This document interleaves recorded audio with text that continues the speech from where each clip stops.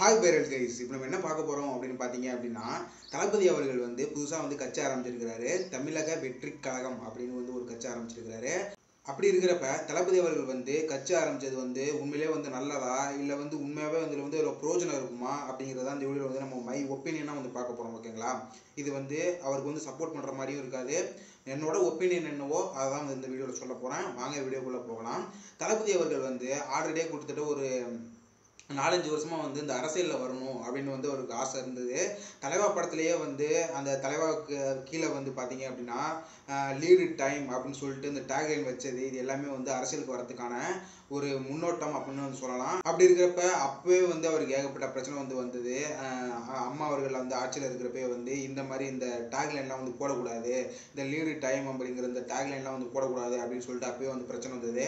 அதுக்கப்புறம் பார்த்தீங்க அப்படின்னா அந்த தலைவா படத்துக்கு அப்புறம் எல்லா திரைப்படத்துலையுமே விஜய் அவர்களுக்கு ஏகப்பட்ட பிரச்சனைகள் வந்துகிட்டே இருந்தது. ஓகேங்களா? ஏன்னா அரசியலுக்கு வரப்போறாரு அப்படிங்கிறது அங்கங்கே லைட்டாக அப்படி தெரிவிச்சுட்டு வந்தது. இந்த ஆடியோ லான்ச்சில் பார்த்தீங்க அப்படின்னா கொஞ்சம் அரசியலாக பேசுறது, இது மூலிமா ஒரு அரசியலுக்கு வருவாரோ அப்படின்னு சொல்லிட்டு அவருக்கு ஏகப்பட்ட அழுத்தங்கள் கொடுக்கப்பட்டுட்டே இருந்தது அப்படின்னு சொல்லணும். ஏகப்பட்ட திரைப்படங்களில் அந்த திரைப்படம் ரிலீஸ் ஆகிறதுக்கே பிரச்சனைகள் அதிகமாகிட்டு இருக்கும். அந்த படம் ரிலீஸ் ஆக போகுது அப்படின்னா அந்த திரைப்படத்தை ரிலீஸ் பண்ணக்கூடாது அப்படின்னு ஒரு குரூப் வருவாங்க. அது மட்டும் இல்லாமல் பார்த்தீங்க அப்படின்னா இந்த திரைப்படத்தில் ரிலீஸ் ஆனதுக்கு அப்புறம் பார்த்தீங்க அப்படின்னா இந்த மாதிரி ஒரு சீன் இருக்கு, எங்களோட மதத்தை புண்படுத்துது, அந்த மாதிரி ஒரு சில பிரச்சனைகள் வந்துகிட்டே இருக்கும். அது மட்டும் இல்லாமல் பார்த்தீங்க அப்படின்னா அவருக்கு கொடுக்கப்பட்ட பிரச்சனை வேற எந்த நடிகருக்குமே கொடுக்கப்பட்டிருக்க மாட்டாங்க அப்படின்னு தான் சொல்லணும். ஏன்னா தளபதி விஜய் படம்னாலே இந்த மாதிரி பிரச்சனையால தான் அந்த ப்ரொமோஷன் ஒர்க்கே ஸ்டார்ட் ஆகும் அப்படின்னு சொல்லணும். இந்த பிரச்சனையே அந்த திரைப்படத்துக்கு ஒரு ப்ரொமோஷன் ஆகிடும், அந்த திரைப்படம் ரிலீஸ் ஆகி மிகப்பெரிய வெற்றி ஆகிடும் அப்படிங்கிறது தான் ஒரு வரலாறாகவே இருக்குது. கிட்டத்தட்ட தலைவா திரைப்படத்துக்கு அப்புறம் பாருங்க எல்லா திரைப்படத்துக்குமே மிகப்பெரிய பிரச்சனைகள்லாம் இருந்துகிட்டே இருந்தது. ஓகேங்களா? தலைவா திரைப்படம், அதுக்கப்புறம் பார்த்தீங்க அப்படின்னா காவலன் திரைப்படம், அதுக்கு பிரச்சனை தான். அது மட்டும் இல்லாமல் இந்த மெர்சல் சர்க்கார் இதெல்லாம் உண்மையாகவே அரசியலுக்கு சம்மந்தப்பட்ட விஷயங்களாக இருக்கிறதால இந்த திரைப்படத்துலேயும் அதிகப்படியான பிரச்சனைகள் இருந்தது அப்படின்னு சொல்லணும். இந்த மெர்சல் திரைப்படத்தில் அந்த கடைசியாக அந்த ஜிஎஸ்டியை பற்றி பேசின விஷயம், இதெல்லாம் அந்த அரசியலை பற்றி இருந்ததால் மிகப்பெரிய பிரச்சனை வந்தது. அது மட்டும் இல்லாமல் சர்க்கார் திரைப்படத்தில் அந்த ஒரு ஓட்டுக்காக அந்த திரைப்படமே மூவ் ஆகிக்கிட்டே இருக்கும். அந்த ஓட்டை வச்சு அந்த ஒரு திரைப்படம் போயிட்டு இருக்கும். அப்படி இருக்கிறப்ப அந்த திரைப்படத்தில் தளபதி அவர்கள் உங்கள் தலைவனை பிராண்டை கிழிக்கிறேன், அப்புறம் பார்த்தீங்க அப்படின்னா நான் வரேன் அப்படிங்கிற மாதிரி ஒரு சில விஷயங்கள்லாம் வெளிப்படையாக சொல்லியிருப்பாரு. அதுக்கப்புறம் பார்த்தீங்க அப்படின்னா அதுவே மிகப்பெரிய பிரச்சனை போயிட்டு இருந்தது. திரைப்படத்தை வெளியிட்டீங்க அப்படின்னா தேட்டரில் குண்டு வைப்போம் அப்படி இப்படின்னு ஒரு குரூப்லாம் போயிட்டு இருந்தது. இதெல்லாம் தளபதி விஜய் அவர்களுக்கு மிகப்பெரிய பிரச்சனையாக போயிட்டு இருந்தது அப்படின்னு தான் சொல்லணும். இந்த மாஸ்டர் திரைப்படத்தில் அப்போ பார்த்தீங்க அப்படின்னா திரைப்படம் ரிலீஸ் ஆகிறதுக்கு முன்னாடியே அவங்க வீட்டுக்கு ஐடி ரைடு போனது, இது மாதிரி ஏகப்பட்ட பிரச்சனையில் தளபதி அவர்கள் சிக்கிட்டே இருந்திருக்கிறாரு.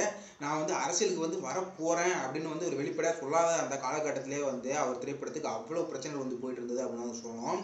அப்படி இருக்கிறப்ப வெளிப்படையாக நான் அரசியல் கட்சியை உருவாக்குறேன், தமிழ்நாட்டு மக்களுக்கு சாதி மத பேதமின்றி எந்த ஊழலற்ற அரசாங்கத்தை நான் கொடுக்குறேன் அப்படின்னு சொல்லிட்டு தளபதி அவர்கள் வந்திருக்காங்க. ஓகேங்களா? இது எல்லா கட்சியும் உருவான மாதிரி தான் இதுவும். எம்ஜிஆர் அவர்கள் நடிகராக இருந்துட்டு வந்த மாதிரி இப்போ விஜய் அவர்களும் நடிகராக இருந்துட்டு வந்திருக்காங்க. அது மாதிரி ஏகப்பட்ட நடிகர்கள் அரசியல் கட்சியை உருவாக்குறதுக்கு முன்னாடி நடிகராகவே இருந்திருக்காங்க. அதே வழியில தான் தளபதி விஜய் அவர்களும் அவங்களோட கட்சியை உருவாக்கியிருக்காங்க. ஓகேங்களா? தமிழக வெற்றி கழகம் அப்படிங்கிற ஒரு கட்சியை உருவாக்கியிருக்காங்க.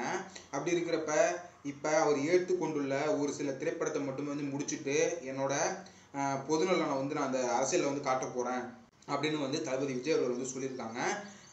அப்படி இருக்கிறப்ப அவர் இதுக்கப்புறம் திரைப்படத்தை எடுத்தாங்க அப்படின்னா ஒவ்வொரு விஷயத்துக்குமே தப்பாக கண்டுபிடிச்சி இந்த திரைப்படத்தை இப்படி மாற்றுங்க, இந்த திரைப்படத்தை இப்படி மாற்றுங்க அப்படின்னு சொல்லிட்டு பொலிட்டிக்கல் மூலிமா அவங்களுக்கு ப்ரெஷர் அதிகமாக வரும். ஓகேங்களா? இப்போ ரீசெண்டாக லியோ திரைப்படத்தை நீங்கள் பார்த்துருப்பீங்க. லியோ திரைப்படத்தில் பார்த்தீங்க அப்படின்னா ஒரு பாட்டையே கொலை பண்ணிட்டாங்க அப்படின்னு தான் சொல்லணும். அந்த நான் ரெடி தான் பாட்டில் பார்த்தீங்க அப்படின்னா டொயின் டொட்டொயின் அதை மட்டும் தான் அதிகமாகவே இருந்தது அப்படின்னு சொல்லணும். லிரிக்ஸே இல்லை.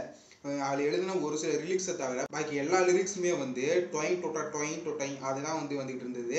அப்படி இருக்கிறப்ப இனிமேல் தளபதி அவர்கள் ஏதாவது ஒரு திரைப்படத்தில் நடித்தாங்க அப்படின்னா அந்த திரைப்படத்தில் ஒரு டொயின் டொட்டைன் தான் இருக்கும் போல இருக்கு, வேறு எதுவுமே இருக்காது. ஓகேங்களா? அந்தளவு வேலையை பார்த்து விட்ருவாங்க. ஏன்னா விஜய் அவர்கள் அரசியலுக்கு வரக்கூடாது, ஏன்னா அவருக்கு மிகப்பெரிய ஒரு ரசிகர் பட்டாளம் இருக்குது. அவர் பண்ற ஒவ்வொரு விஷயத்தையுமே வந்து ரசிக்கிறதுக்கு வந்து ஏகப்பட்ட ரசிகர்கள் வந்து இருக்காங்க. அவங்க வந்து இவருக்கு சப்போர்ட் பண்ணாங்க அப்படின்னா நமக்கு வர வேண்டிய ஓட்டுகள் வந்து பிரிக்கப்படலாம். அப்படி இருக்கிறப்ப நம்மளோட வெற்றி வாய்ப்பு வந்து அங்கேயும் இங்கேயும் வந்து மாறிடும். அப்படிங்கிறதால வந்து அவர் அரசியலுக்கு வந்தா நமக்கு பிரச்சனை, அதனால வந்து அவர் அரசியலுக்கு வராம நம்ம தான் வந்து அவருக்கு இடையூறு கொடுக்கணும் அப்படின்னு சொல்லிட்டு பல பேர் வந்து வேலை பார்த்துட்டு இருக்காங்க. ஓகேங்களா? இதுதான் வந்து இப்போ நீங்க இன்ஸ்டாகிராம்ல வந்து பார்த்தீங்க அப்படின்னா அந்த ரீல்ஸை நீங்க வந்து மூவ் பண்ண அந்த தளபதி விஜய் அவர்களோட அந்த அரசியல் வருகை பற்றியான வீடியோஸ் தான் வந்து அதிகமாக இருக்குது. அதில் வந்து நல்ல விதமாகவும் இருக்குது, கெட்ட விதமாகவும் இருக்குது. இவரை வந்து கம்மி பண்ணுற மாதிரியும் இருக்குது, இவர் அதிகம் பண்ணுற மாதிரி இருக்குது. ஏகப்பட்ட விமர்சனங்கள் வந்து அவரோட அரசியல் வருகைக்கு வந்து இருக்குது. ஓகேங்களா? அப்படி இருக்கிறப்ப அவர் வந்து இன்னும் அவரோட கொள்கை என்ன, கோட்பாடு என்ன அப்படிங்கிறதெல்லாம் வந்து இன்னும் சொல்லலை. வரப்போகிறேன் அப்படின்னு சொல்லிட்டு கட்சா மட்டும் வந்து ஓப்பன் பண்ணி வச்சுருக்காரு. நாடாளுமன்ற தேர்தலில் வந்து அவங்க வந்து கலந்துக்க போகிறதில்ல அப்படின்னு வந்து சொல்லியிருக்கிறாங்க. நாங்கள் வந்து சட்டமன்ற தேர்தலுக்கு தான் நாங்கள் வந்து 2026 தான் நாங்கள் நோக்கம் பண்ணுறோம்.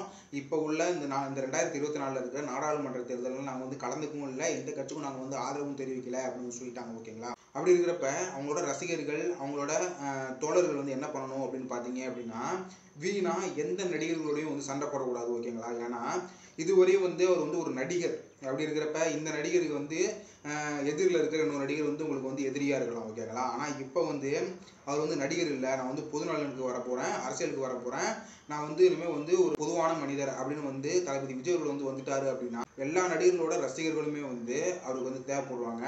விஜய் ரசிகர்கள் மட்டும் ஓட்டு போட்டு அவரை வந்து ஜெயிக்க வைக்க முடியாது. தல ரசிகர்களும் வேணும், சூப்பர் ஸ்டார் ரசிகர்களும் வேணும், உலக நாயகன் ரசிகர்களும் வேணும். எல்லா ரசிகர்களுமே வந்து அவருக்கு தேவைப்படும். ஓகேங்களா? அதனால வந்து எல்லாரையும் வந்து அனுசரித்து ஒன்றிணைந்து போனாதான் அவரை வந்து ஒரு இடத்துல அந்த இடத்துல கொண்டு போய் உட்கார வைக்க முடியும். அப்படி இல்லாமல் வந்து தளபதி தாண்டா கெத்து, என்னடா இந்த தளபதியோட படம் எத்தனை நாள் ஓடுச்சு தெரியுமாடா அப்படி இப்படின்னு வந்து இது பண்ணிட்டு இருந்தீங்க அப்படின்னா ரெண்டு பேருக்கும் வந்து சண்டை வந்து நீடிச்சுக்கிட்டே இருக்கும். மற்ற நடிகர்களோட ரசிகர்கள் வந்து வேற யாராவது தான் வந்து தேடி போவாங்க.